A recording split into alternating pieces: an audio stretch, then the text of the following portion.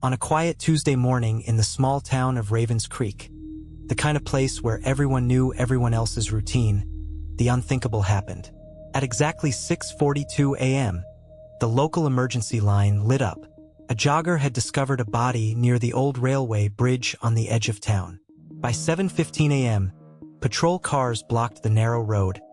Yellow tape fluttered in the cold air, and a growing crowd of neighbors stood in stunned silence. Ravens Creek had not seen a murder in over 23 years. Most officers on the force had never worked a homicide before. The victim was identified as Daniel Moore, 41 years old, a well-known high school history teacher. Married, one child, respected, trusted, ordinary, too ordinary. Daniel's body lay on its back beneath the bridge, his jacket neatly folded beside him. No visible signs of struggle, no weapon nearby, no wallet missing. His phone was still in his pocket. At first glance, it looked almost peaceful, but nothing about it felt right.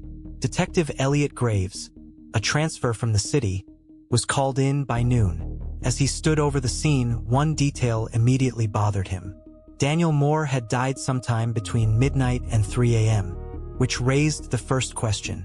Why would a man with a wife and a child be under a deserted bridge at 2 in the morning willingly? By the afternoon, rumors began spreading faster than facts. Some said Daniel had been depressed. Others whispered about an affair. A few even suggested suicide. But the autopsy shut that theory down. Daniel Moore did not jump. He didn't drown. He didn't overdose. He was strangled.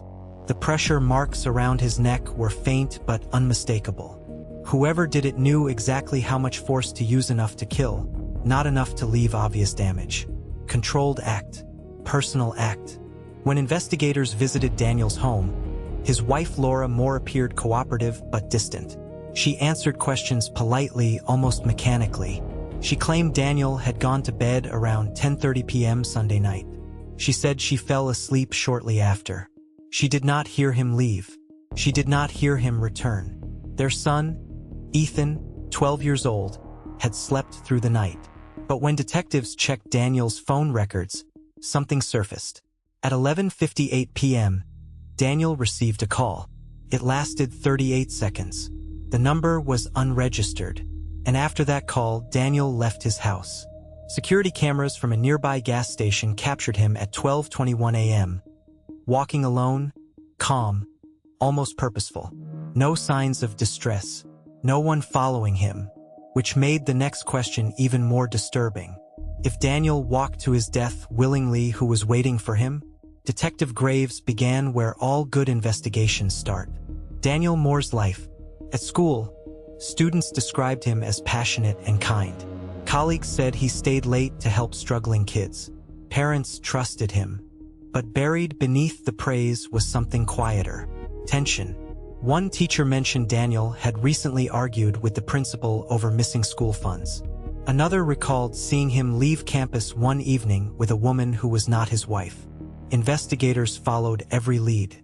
The missing funds turned out to be a bookkeeping error. The woman was a substitute teacher who confirmed nothing inappropriate happened. Dead ends piled up. Then came the phone call. The unregistered number traced back to a burner phone purchased 3 weeks earlier in a town nearly 90 miles away. No CCTV footage. Paid in cash. Someone didn't want to be traced. Detectives turned their attention inward toward Daniel's family. Laura Moore's alibi was thin, but no evidence placed her near the bridge. Her phone showed no activity between 10:45 p.m. and 6:10 a.m. Too clean. Daniel's son, Ethan, mentioned something during a casual interview that stopped investigators cold. He said he was sorry, Ethan whispered. Who? Detective Graves asked gently. Dad. He said if anything happened, it wasn't my fault. That sentence didn't sound like something said at bedtime. It sounded like a goodbye. As days turned into weeks, pressure mounted. Media vans lined the streets.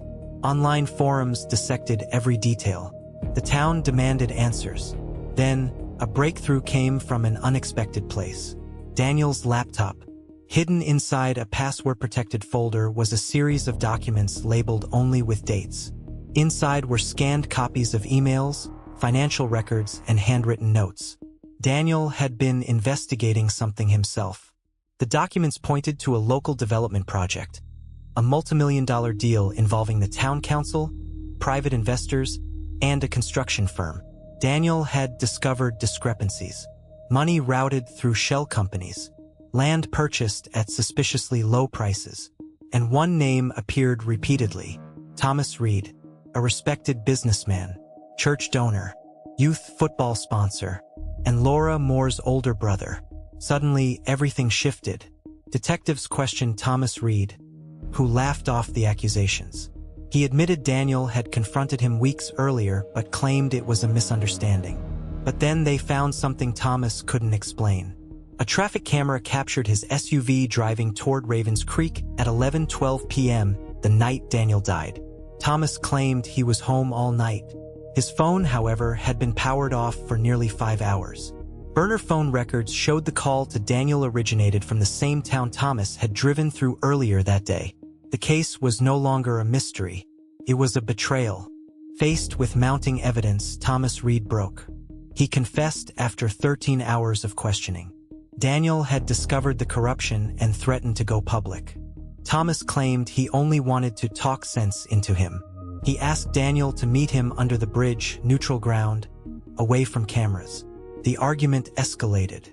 Daniel refused to back down. And in a moment of panic, Thomas wrapped his hands around Daniel's neck. He didn't mean to kill him, but he didn't stop either. Laura Moore was arrested days later, not for murder, but for obstruction of justice. She had known about the corruption. She had known about the meeting, and she had stayed silent. The town of Ravens Creek reeled. The man they trusted, the family they admired, all built on lies. As Detective Graves closed the case file, one thought lingered. Daniel Moore didn't die because he was careless. He died because he believed the truth mattered. And sometimes the most dangerous thing you can do is know too much.